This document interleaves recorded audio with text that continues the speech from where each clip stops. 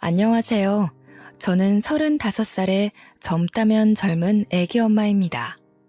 이 사연을 그들이 꼭 봤으면 좋겠는데 많은 분들이 좋아해 주시고 댓글 남겨주시면 아마도 언젠가는 볼 것 같은데요. 그래서 더 사실적이고 있던 일들을 그대로 들려드리려 합니다. 어린 시절부터 간략하게 말을 해보자면 저희 가족은 시골 변두리에 살고 있었어요. 가난하고 배고픈 집안이었지만 그보다 더 최악인 건 아빠께서 알코올 중독이라는 것이었죠. 거기다 엄마께서는 또 외도를 그렇게 하셨습니다.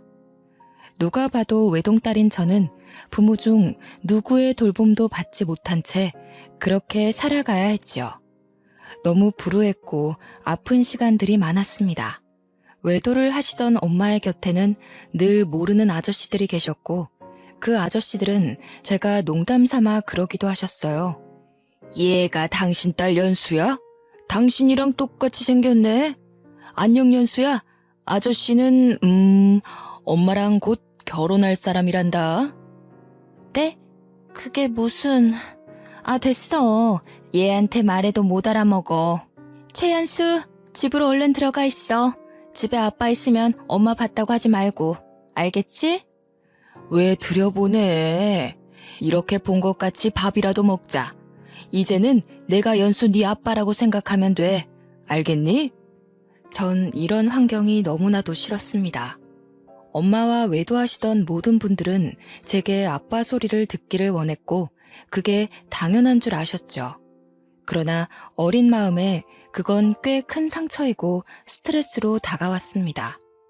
심지어 아빠가 안 계시는 날에는 집으로까지 만나는 남자들을 불러 놀았던 엄마를 전 이해할 수 없었어요. 저에 대한 배려와 생각이 아예 없다 보니 그 어린 나이에 못 볼 장면들도 많이 목격했습니다. 엄마와 아저씨가 옷도 입지 않은 채 엉겨붙어 있는 모습들을 한두 번 목격한 게 아니었죠. 너무 싫었고 끔찍했어요. 엄마만 해도 이렇게 싫은데 아빠라는 사람은 더했습니다. 매일 술로 하루를 살다 보니 일을 할 능력도 없는 사람이었죠. 낮이고 밤이고 늘 만취 상태였고 대화 자체가 불가능했습니다. 술을 드신 아빠는 꽤 폭력적이었는데 그 시비는 늘 집에 있는 저였어요. 야, 너 이리 와봐. 너는 대체 언제 크냐? 너를 괜히 낳아서 전현이랑 결혼까지 하고 내 팔자가 이렇게 더러워진 거 아니야? 너 나한테 어떻게 보상할 거야? 말해봐. 아빠, 잘못했어요. 죄송해요. 자, 아빠가 다시 물어볼게. 이번에 대답 못하면 몽둥이 가져와야 하는 거 알지? 너 때문에 망가진 내 인생 어떻게 보상할 거야? 아빠께서는 늘 저 때문에 엄마와 결혼하게 된 거라며 저를 향한 원망을 멈추지 않으셨습니다. 제가 뭘 그렇게 잘못을 한 걸까요? 태어난 게 잘못인 걸까요? 저는 많은 걸 바란 적도 없었습니다. 그저 가족끼리 따뜻한 밥 한 상 같이 먹어봤으면 했었고 부모님과 함께 오순도순 대화라도 해봤으면 좋겠었죠. 꼭 부모님 모두가 아니더라도 두 분 중 한 분이라도 제 곁을 지켜줬으면 좋겠었습니다. 이게 욕심이었던 걸까요? 단 한 번도 그런 일은 제게 일어나지 않았습니다. 친구들은 늘 함께 놀다가도 저녁을 먹으러 가야 한다며 집으로 향했지만 전 불 꺼진 집에 혼자 쓸쓸히 들어가 컵라면을 먹는 게 일상이었죠. 이렇게 지옥 같은 집구석에서 살다 중학생이 된 저는 도망치고 싶다는 생각을 했습니다. 그런데 도망쳐 나오려면 돈이 필요하더라고요. 그래서 어린 나이였던 저에게 일을 시켜준 분식집에서 홀서빙도 하고 쓰레기도 치우며 굳은 일도 마다하지 않고 전부했습니다. 덕분에 시급보다 조금 더 돈을 받을 수 있었고 이악 물고 단 하루도 쉬지 않고 일을 했죠. 불행한 삶을 살던 제게는 목표 하나가 생겼거든요. 바로 열심히 돈을 모아서 이 집을 제 발로 나가는 거였습니다. 도저히 희망은 눈 씻고 찾아봐도 볼 수 없는 이 집에서 하루라도 빨리 나가는 게 목표였죠. 그래서 저는 최선을 다해 살았고 18살 어린 나이에 제 짐을 싸들고 도망쳐 나왔습니다. 혹시라도 부모님이 저를 찾을까 싶어서 집에서 최대한 먼 타도시로 가서 자리를 잡았어요. 물론 저를 보고 싶어서 찾는 게 아니라 괘씸해서 찾을 것 같았습니다. 그렇게 전 연고도 없는 타지에 가서 그간 열심히 일해 모은 돈으로 작은 원룸방 하나를 얻었어요. 다행인 건지 집주인 부부가 너무 좋은 분들이셨죠. 처음에 어린애가 와서 혼자 계약을 한다고 하니 어려울 것 같다며 저를 내치셨습니다. 그런데 사모님이 제게 따로 와서 조용히 물어보셨어요. 학생, 나이가 18살이면 아직 부모님 보호 아래 있어야 하는데 무슨 일로 혼자 집을 구하고 있는 건지 알 수 있을까? 그게 엄마는 외도만 하시고 아빠는 알코올 중독이세요. 저는 태어나서 지금껏 단 한 번도 행복한 적이 없었거든요. 그냥 살고 싶고 웃고 싶어서 그래서 열심히 돈 벌어 도망 나온 거예요. 저 좀 받아주세요. 제발요. 그게 사실이니? 학생 말을 못 믿는 건 아닌데. 아마 저 찾지도 않을 거예요. 저 정말 살고 싶거든요. 저 살게 제발 도와주세요. 저는 그냥 제가 쉬고 잘 곳이 필요한 거라 제발 저 좀 한 번만 도와주세요. 제 말 끝에 사모님은 눈물을 보이셨고 제게 정말 많은 호의를 베풀어 주셨죠. 열심히 일하며 늘 피곤에 쩔어있는 저를 대신해 늘 맛있고 따뜻한 밥상을 차려주셨습니다. 제가 조금 일찍 들어와 있는 날은 집주인 부부 집으로 저를 초대해서 함께 삼겹살도 구워 먹으며 푸짐한 밥을 먹을 수 있었어요. 그리고 제가 늦는 날에는 집 앞에 보온 도시락이 놓여 있었죠. 집주인 부부의 호의에 제가 성공해야 할 이유가 또 생겨버린 겁니다. 덕분에 제가 웃는 날이 많아졌고 살아야 할 이유를 찾게 되며 참 씩씩하게 하루하루를 보내게 되었거든요. 그러던 중 제가 꿈만 같은 기회가 왔죠. 늘 아르바이트를 하던 제가 중소기업 경리로 취직을 한 겁니다. 사실 집주인 부부의 지인이 운영하던 회사인데 절 너무 반듯하고 좋게 봐주셔서 격리 자리가 공석이 되자마자 추천을 해주셨어요. 그렇게 안정적인 회사에 들어간 저는 이후부터 월급을 받으며 살았습니다. 그렇게 3년쯤 일을 다니고 있었는데 놀라운 일이 벌어졌죠. 저보다 15살이나 많았던 중소기업 사장은 늘 저를 대하는 게 남달랐습니다. 착각이라면 착각이겠지만 저를 좋아하는 것 같았어요. 그러나 나이가 너무 많았고 연애 경험도 없었기에 모르는 척 하기도 했습니다. 시간이 흐르고 흘러 어느 날은 제대로 고백까지 받게 되었고 피할 수 없었어요. 나는 네가 참 좋다. 15살이나 많은 내가 이런 소리 하면 정말 욕먹을 거 알지만 이 마음을 더는 못 숨기겠어. 나도 이 감정을 없애보려고 참 많이 노력했었거든. 그런데 쉽지 않더라고. 저도 느꼈어요. 그런데 나이 차이가 너무 많이 나서 솔직히 부담스러워요.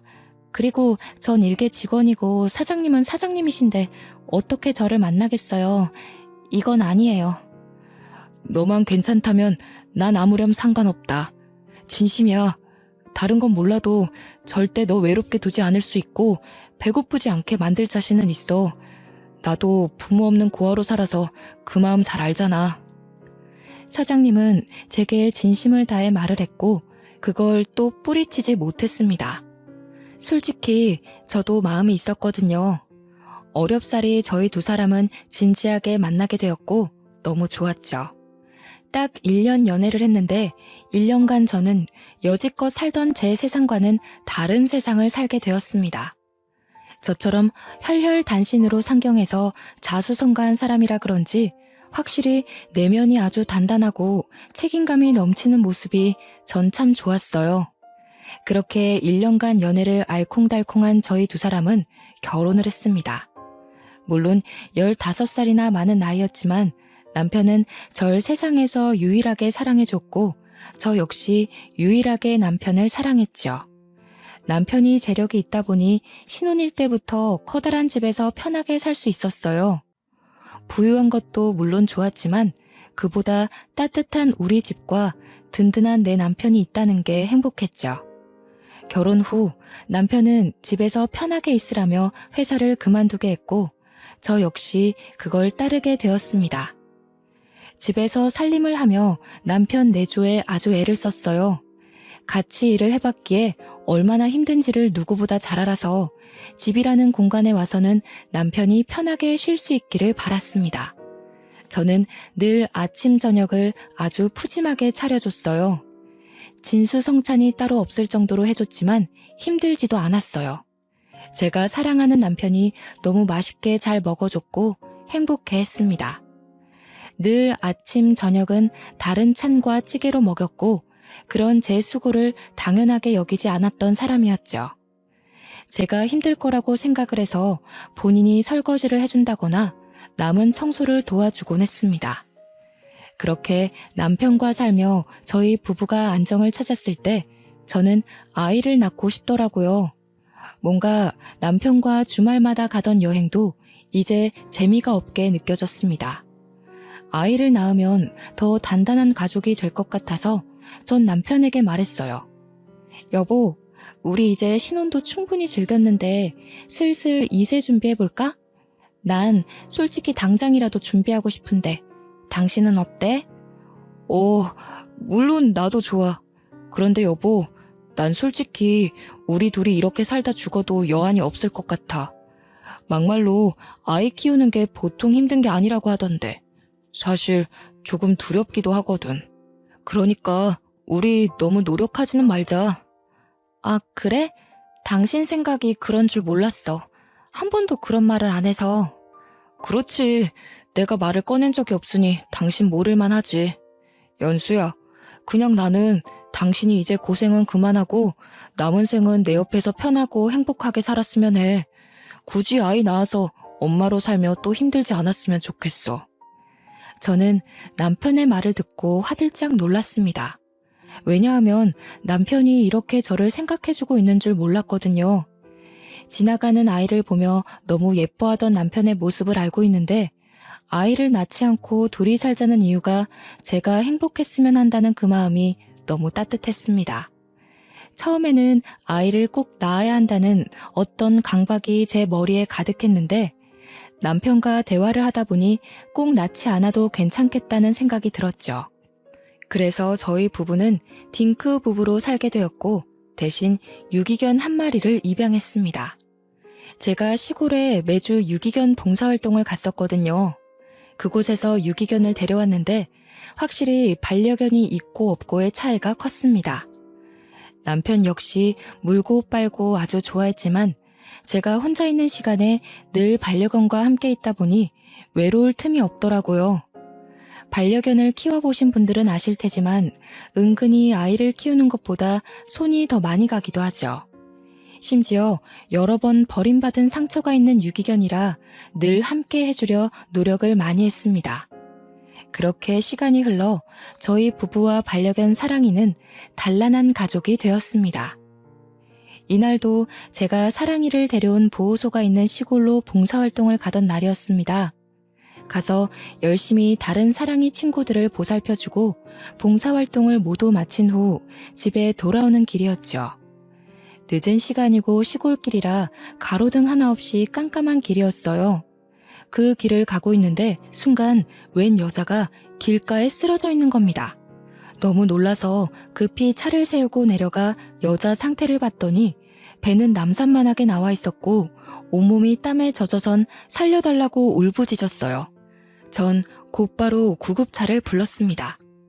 이봐요, 괜찮으세요? 아이가 나올 것 같은데 세상에, 보호자 연락처 좀 알려줄래요?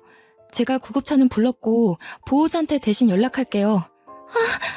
제발 살려줘요. 우리 아기 좀 도와주세요. 살려주세요. 저 보호자 없어요. 그냥 빨리 병원이요. 그렇게 길가에서 임신한 그 여자를 지켜주다 구급차가 와서 그 여자를 실어주고 저는 다시 차에 타서 가게 되었습니다. 그런데 아무래도 보호자가 없다는 저 여자가 걱정이 되는 거예요. 저도 오지랖인 거 아는데 혼자라는 그 쓸쓸함을 잘 알기에 도움이 된다면 곁을 지켜주고 싶었죠. 고민을 하다 곧장 남편에게 전화를 했습니다. 여보, 난데 나 집에 가는 길에 길가에 산모가 쓰러져 있는 거야. 의식은 있는데 거의 출산 직전이라 너무 고통스러워 하더라고. 그래서 우선 구급차 태워서 보냈거든? 아, 정말? 당신 좋은 일 했네. 잘했어. 그럼 지금 집에 오는 길이야? 아니, 그 산모가 보호자가 없다고 하던데 그게 자꾸 마음에 걸려서 아무래도 가볼까 싶거든. 나 병원 들렸다 갈 테니까 당신 밥 먼저 먹고 있어. 다 차려놨거든? 그래. 알겠어. 운전 조심하고 무슨 일 있으면 연락해. 저는 결국 보호자도 없이 애 낳을 일면식도 없는 그 산모가 걱정스러워 병원 응급실로 향했습니다. 가보니 조금만 더 늦었어도 산모가 위험할 뻔했다길래 정말 천만다행이구나 싶었죠. 다행히 그 병원에서 급히 산부인과를 연결해서 아이를 무사히 출산하게 되었어요. 출산한 그 여자 곁을 조금 지키고 있다가 푹 잠이 들었기에 저도 집으로 왔습니다. 집에 와서 남편과 있던 일에 대해 대화를 조금 더 했고 개운하게 씻고 나왔어요. 그런데 병원에서 제게 전화가 오길래 뭔가 싶어서 받았죠. 네, 여보세요? 아, 네. 김도희님 보호자분 맞으시죠? 여기 땡땡 병원인데요. 김도희님이 아기도 두고 혼자 사라지셨거든요. 얼른 보호자분이 오셔야겠어요. 네? 그럴 리가요. 잠깐 어디 간 거 아닐까요? 아니요. 저희도 오래 기다리다 지금 연락드리는 거예요. 보니까 주소지도 이쪽이 아니시고 우선 보호자분 병원으로 와주시겠어요? 아, 그게 제가 그분 보호자가 아니에요. 저도 길에서 만난 거고 도와준 거라 너무 난감하네요. 우선은 갈게요. 저는 너무 당황스러워 말을 잇지 못했습니다. 아이를 출산한 여자가 병원에 아이를 버리고 가는 건 상상할 수 없는 일이었죠. 별 생각을 다 했던 게 혹시 병원비가 없어서 돈 때문에 그랬던 건가 싶기도 하고 대체 어떤 사정이 있길래 낳은 아이를 놓고 갈까 싶었습니다. 그렇게 아이를 버리고 간 그 여자 때문에 저만 곤란하고 난처한 상황이 되었어요. 결국 이 상황을 남편에게 털어놨고 상의를 했습니다. 여보, 어쩌지? 병원에서 전화가 왔는데 그 여자가 아이만 놓고 도망갔대. 그래서 나더러 빨리 병원으로 와달라는데 어쩌지? 뭐? 사실이야? 아니 대체 무슨 사정이 있길래 그런 짓을 했대? 어휴, 이걸 어쩌지? 모르겠어. 내가 가서 어떻게 해야 할지도 모르겠네. 우선 같이 가보자. 가야 뭘 해결하든 하지. 그렇게 전 남편과 상의를 했고 병원으로 갔습니다. 저희가 가는 시간도 꽤 걸렸는데 그때까지도 그 여자는 나타나지 않았고 아이를 버리고 간 걸 확신할 수 있었어요. 뭔가 씁쓸했습니다. 저 작은 아이를 어쩌면 좋을까 싶었죠. 병원 관계자들도 제가 그 여자와 일면식도 없다는 걸 알자 굉장히 난처해하더군요. 어떻게 할지 고민을 하고 있을 때 남편이 제게 이런 말을 했습니다. 여보, 내가 생각을 해봤는데 저 아이 우리가 입양해서 키울까? 물론 갑작스럽긴 한데 우리 형편의 애를 못 키우는 것도 아니니까 난 괜찮을 것 같거든. 저 작은 생명을 우리가 또 버리는 건 좀 그렇잖아. 어? 당신 진심이야? 난 자신 있는데 어때? 물론 우리 피가 섞이지 않았지만 우리 품으로 오려고 이런 일이 벌어진 거 아닐까 싶네. 전 남편의 말에 정말 감동을 했습니다. 사실 저 작은 아이를 데려가고 싶다는 생각도 했지만 쉬운 일이 아니고 혼자 결정할 수 없기에 말도 못 꺼냈거든요. 그런데 남편이 먼저 말해주니 망설일 필요가 전혀 없었죠. 저희 부부는 엄마에게 버림받은 불쌍한 그 아이를 걷어서 키웠습니다. 피가 섞이지 않았고 남편은 우리 딸을 그렇게 예뻐했어요. 사랑하면 닮는다더니 저희 세 식구는 정말 점점 닮아갔고 누가 봐도 이상하지 않을 가족의 모습이었습니다. 아이가 생기니 집안의 분위기가 눈에 띄게 달라졌고 저희 두 사람 모두 갑작스레 부모가 되었답니다. 어느 순간 남편은 저보다 딸을 더 예뻐하고 좋아해서 제가 귀여운 질투를 할 정도였습니다. 다른 말이 필요 없이 너무 행복했죠. 그 작디 작았던 딸은 건강하게 커서 어느덧 초등학교에 입학할 나이가 되었죠. 이게 또 학부모가 되니까 마음가짐이 달라지더라고요. 언제 이렇게 큰 건가 싶고 마음이 뭉클하면서 찡해졌습니다. 매일 딸내미의 등하교를 제가 책임지고 있었고 이게 또 제 삶의 낙이기도 했죠. 여느 때처럼 딸내미의 하교를 위해 학교로 가고 있었는데 딸이 학교 정문 앞에서 어떤 여자랑 대화 중인 걸 발견했습니다. 그 순간 저도 모르게 너무 놀라서 주차도 제대로 못하고 딸 이름을 부르면서 뛰쳐갔어요. 예지야, 예지야 이리 와, 얼른. 엄마. 어머 예지야, 왜 그래? 왜 울려고 그래? 저 아줌마가 예지한테 뭐라고 했어? 엄마가 예지 엄마 아니야? 뭐라고? 누가 그런 소리를 해? 저 아줌마가 엄마는 예지 엄마 아니라고 계속 말했어. 그래서 내가 맞다고 했는데 아니라고 했어. 울지마 예지야. 엄마가 예지 엄마 아니면 누구 엄마야. 저 아줌마 이상한 사람이니까 혹시 또 찾아오면 절대 말하지 말고 따라가는 것도 절대 안 돼. 알겠지? 딸아이는 울면서 제게 충격적인 말을 했습니다. 그때 우리 예지를 버리고 간 그 여자인 건지 설마 갑자기 나타나서 우리 예지를 데려가려고 찾아온 건가 싶어 너무 힘들었어요. 우선 놀라서 우는 딸을 끌어안고 진정시킨 후 집으로 왔습니다. 그 후 남편이 퇴근해서 올 때까지 별 생각을 다 하며 기다렸죠. 여보, 나 너무 무서웠어 오늘. 우리 예지를 데려갈까봐 너무 무서웠어. 응? 그게 무슨 소리야? 누가 예지를 데려가? 오늘 예지 픽업하러 갔는데 정문에서 어떤 여자랑 얘기를 하고 있는 거야. 놀라서 예지한테 막 뛰어갔는데 애가 울면서 엄마가 예지 엄마 아니냐고 막 그러더라고. 그래서 저 여자랑 무슨 얘기를 한 건지 물었더니 그 여자가 그랬대. 내가 예지 엄마가 아니라고. 뭐? 어떤 정신 나간 여자가 애한테 그런 소리를 해? 설마 그때 그 도망간 여자인가? 그러니까 아무리 생각해도 친모인 것 같아. 우리가 친부모가 아닌 걸 이 동네에 아는 사람은 아무도 없잖아. 그런데 왜 갑자기 나타난 걸까? 설마 이제라도 예지를 데려가려고 온 건가? 나 너무 무서워. 여보, 내가 예지를 어떻게 키웠는데 나 절대 예지 못 뺏겨. 울지마 여보. 예지를 왜 뺏겨? 걱정 마. 우리가 예지 법적 부모야. 그 여자는 애 버리고 도망갔잖아. 잊었어? 그 여자는 애 키울 자격도 없어.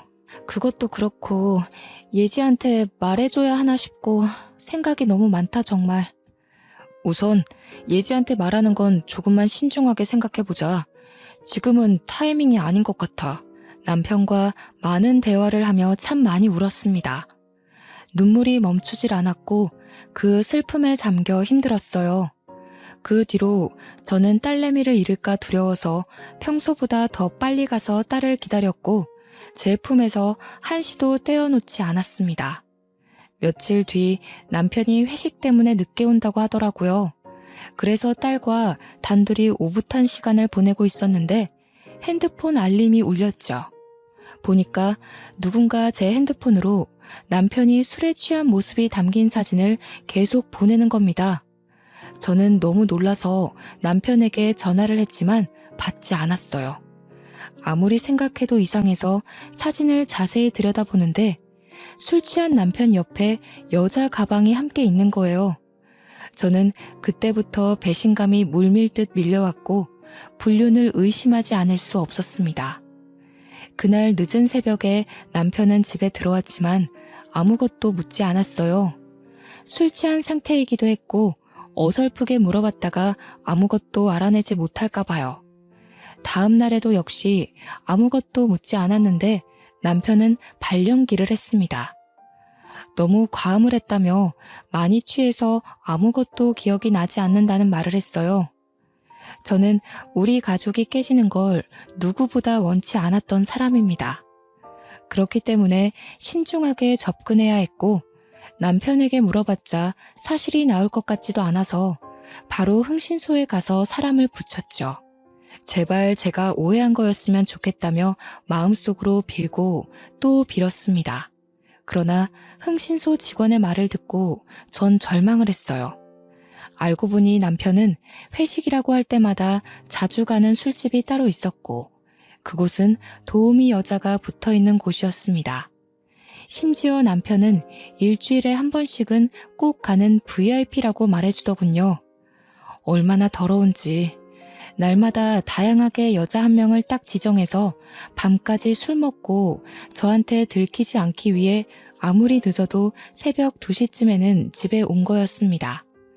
아주 치밀하고 더러운 남편을 용서할 수 없었죠. 저는 전업주부라 딸내미 키우며 살림만 하고 있었는데 어떻게 이럴 수 있나 싶은 배신감이 너무 컸습니다. 더 절망적인 건 말로 들었을 때보다 흥신소 직원이 보내준 사진을 봤을 때 그 절망감은 더욱 컸어요. 다 무너져 내렸고 끝이라는 걸 생각하고 있었습니다. 그런데 이혼을 하고 싶어도 경제적인 능력이 아예 없었기 때문에 이혼을 결정하는 게 결코 쉽지 않았죠. 이런 중대한 문제를 의논할 가족도 없었고 하다못해 친인척도 없었으니 막막했습니다. 여기까지만 해도 충격적인데 여기서 그치지 않았어요.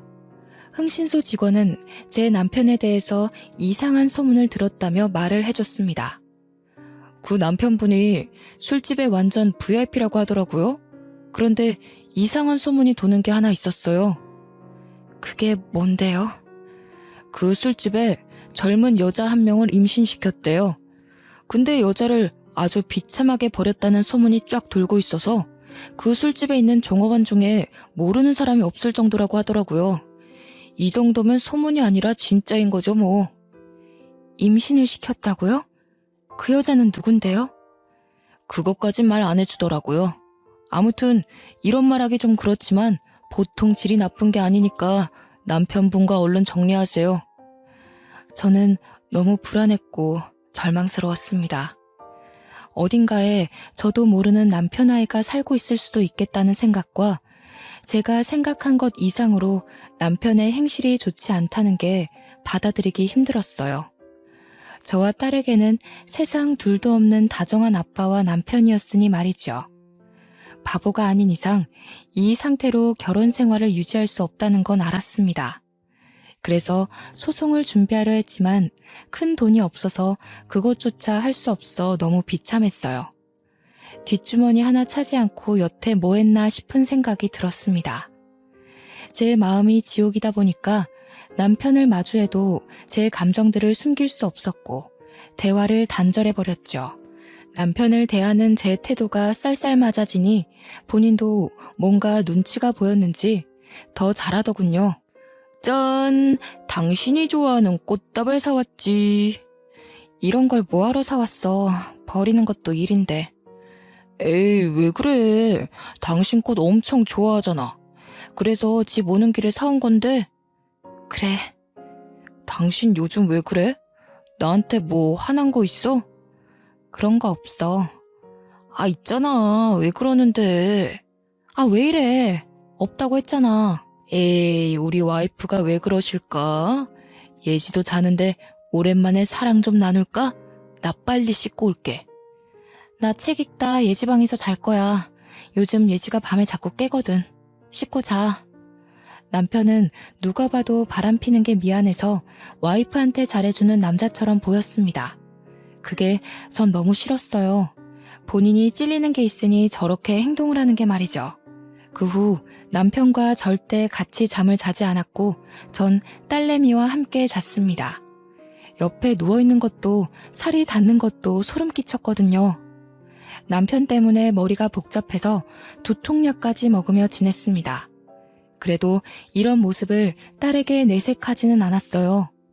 한동안 참 힘들게 보내던 저는 아무 생각 없이 여느 때처럼 딸을 픽업하러 학교로 갔고 손을 잡고 차를 타려는데 갑자기 어떤 여자가 제 손목을 확 낚아채는 겁니다. 너무 놀라서 순간 그 여자를 쳐다봤는데 얼굴을 보니 누군지 알 것 같았죠.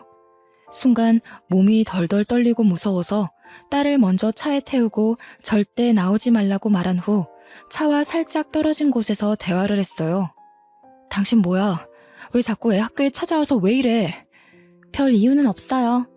그냥 내 배 아파서 낳은 내 딸이니까 이제라도 내가 엄마인 걸 알았으면 좋겠고 엄마로 생각해주면 좋겠어요. 그러니까 애랑 얘기할 시간 좀 줘요. 매일 그렇게 옆에 끼고 다니지 말고. 당신이 사람이야? 그 핏덩이를 병원에 내동댕이 쳐놓고 갔으면서 금이야 오기야 키워놓으니 엄마 노릇을 하겠다고? 절대 안 돼. 예지는 내 딸이야. 내 딸이라고. 2번 다시 나타나지 마. 당신 경고야 이거. 그래. 당신이 금이야 오기야 키운 티가 나서 고맙기는 한데 내 핏줄이잖아요. 내 딸이잖아요. 그날 당신도 봤잖아. 내 배 아파서 낳은 아이인 거. 염치도 없이 어떻게 날 찾아와서 그런 말을 해? 그때 우리가 예지 데려와서 안 키웠으면 보육원에서 컸을 거야. 알아? 당신 진짜 부모 자격 없어. 그래, 어디 물어나 보자. 애 키울 돈은 있어? 능력도 없으면서 왜 그래? 예지, 당신이 아니더라도 당신 남편이 키웠어야 했다고요. 아직 아무것도 모르는 것 같네? 예지가 당신 남편의 자식이라고.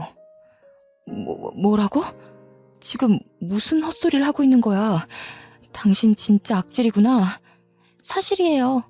이도훈이 나 술집에서 일할 때 25살이었던 나를 임신시켰거든. 내가 워낙 말라서 배가 나오는 것도 몰랐고 5개월이 넘도록 임신한 줄도 모르고 지냈는데 어느 순간 자꾸 배만 나와서 그때 알았어요.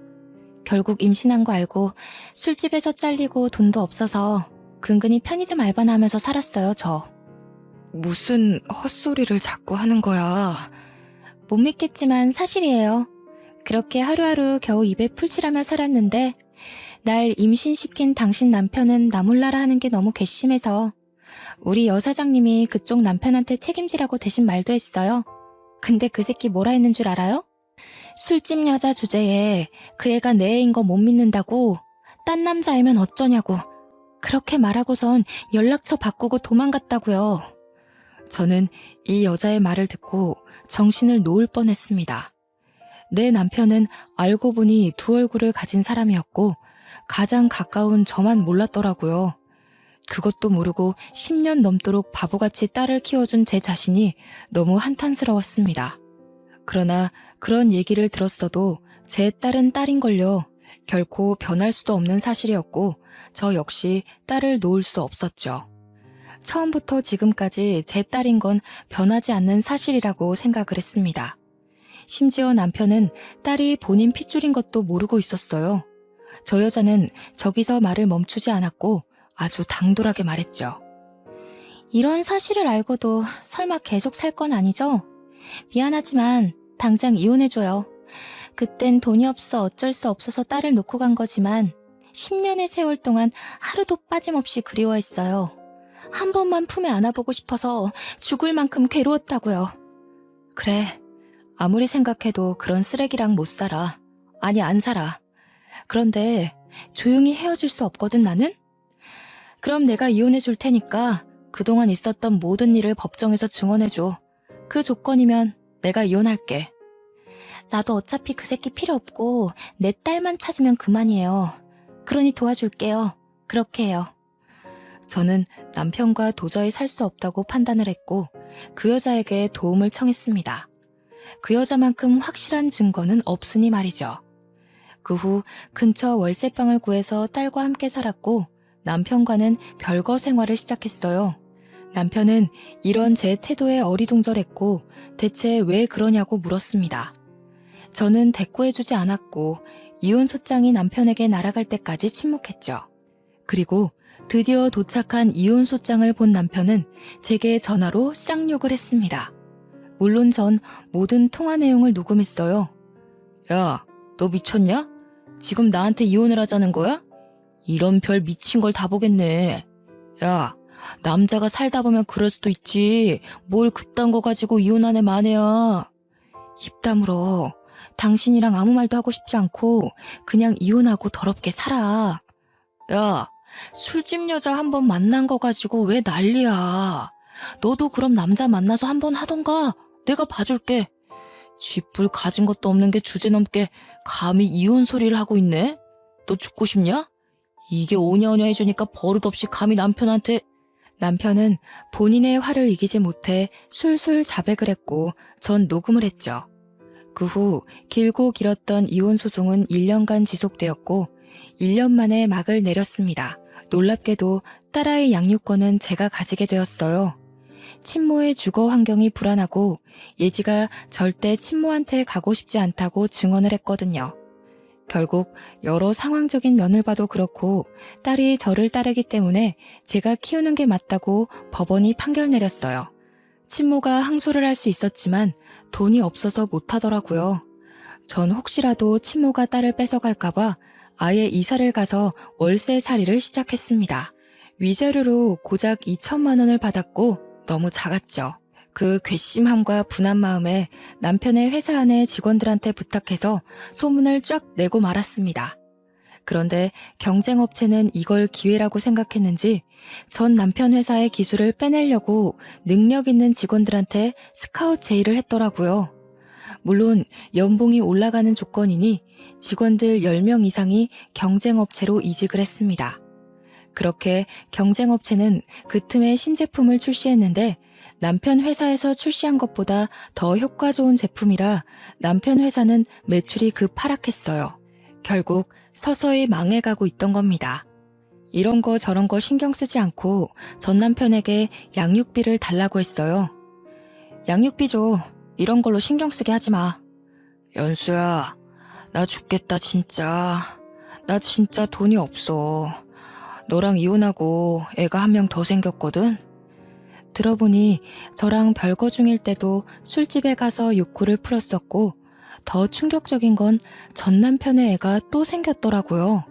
웃긴 게 이번에는 그 술집 여자가 아주 영리하고 대단한 게 전 남편의 지갑을 슬쩍 가져다가 주민등록증에 적혀있는 집 주소를 확인하고는 그 집 앞에 아기를 버려두고 갔다고 합니다. 참 책임감도 없는 여자들이 세상에 너무 많지 않나요? 그럴 거면 낳지를 말라고 말해주고 싶더라고요. 저는 전 남편의 하소연을 들어주지 않았고 칼같이 입금하라고 말을 한 후 끊었습니다. 그 후 2천만 원으로 근처 카페를 창업했어요. 망할까봐 너무 두려웠지만 주부로 10년을 넘게 살아서 그런지 제가 요리 솜씨가 좀 있었습니다. 그래서 디저트 레시피를 인터넷 보고 따라 만들었는데 디저트 수익이 상상 초월했어요. 1인 창업인데 규모가 점점 커져서 결국 확장 이전까지 했고 알바생도 여러 뽑아서 함께 일을 했습니다. 알바생이 생기면서 딸과 보낼 수 있는 시간이 늘어나서 좋았고 가끔 바쁠 때는 우리 딸이 카페에 와서 공부도 하며 지내고 있어요. 저는 디저트를 만들 때 딱 하나만 생각을 했습니다. 우리 딸이 언제든 먹을 음식이니 꼭 몸에 좋은 유기농 재료들로만 만들자고요. 건강한 식재료로 만든 유기농 디저트라는 타이틀은 근처 학부모들 사이에도 입소문이 제대로 났습니다. 그렇게 불행하고 힘들게 산 제게 드디어 진짜 행복을 주는 건가 싶은 하루들을 보냈습니다. 심지어 더 대박인 건 지역 맘카페에까지 소문이 제대로 퍼진 거예요. 유기농 재료만 취급하기 때문에 가격대가 꽤 있는데도 타지에 살고 있는 고객님들이 오셨고 제게 택배는 안 하냐는 문의가 쏟아졌습니다. 결국 고심하던 끝에 택배 사업에도 도전을 했죠. 저는 약한데 엄마는 강하니까요. 벌 수 있을 때 벌고 싶었고 적어도 우리 딸에게 모든 걸 해주고 싶은 마음에 이를 악물고 살았어요. 어떻게 보면 디저트만 만들어 파는데도 매출이 어마어마해서 직원을 추가로 더 뽑았습니다. 솔직히 어떻게든 하면 할 수 있었는데 저는 딸과의 시간이 너무 소중했기에 인건비가 더 나가더라도 직원을 충분히 고용했어요. 제가 돈을 넉넉히 버니까 딸에게 해줄 수 있는 것도 많아지고 무엇보다 제 곁에 딸이 있어서 전 너무 행복하더라고요. 친모는 한 달에 한 번씩 주기적으로 연락 와서는 우리 딸 한 번만 만나게 해달라고 애원하는데 딸이 정말 싫어해서 참 난감합니다. 초반에 한두 번 정도는 보여주다가 이제는 연락 와도 그냥 모른 척하고 있어요. 이게 맞는 건지 저게 맞는 건지 솔직히 잘 모르겠지만 딸 의견이 가장 중요하고 절대 강요할 마음도 없습니다. 한 번은 딸한테 물어본 적이 있거든요. 친모를 한두 번 만났을 때 딸이 말도 없고 싫어하는 게 보여서요. 그런데 딸이 이런 말을 했습니다. 엄마는 저 하나로 족하다며 그 사람이 갑자기 잘해주는 게 어색하고 싫다고 하더라고요. 세상에 엄마는 둘일 수 없다는 말을 하는데 가슴이 뭉클한 거 있죠? 언제 이렇게 커서 그런 예쁜 말을 하나 싶었습니다. 저는 크게 바라는 것도 없어요. 그저 딸이 건강하게 지금처럼만 커주길 바라고 욕심을 내보자면 아픈 감정 없이 긍정적인 감정만 갖고 딸이 세상을 살아갔으면 좋겠습니다. 그냥 앞으로도 딸아이와 단둘이지만 이렇게 서로 사랑하며 지내고 싶은 마음뿐이랍니다. 제 길고 긴 사연을 들어주신 분들 모두 행복하셨으면 좋겠어요. 꼭 저처럼 아픈 시간 없이 행복하세요.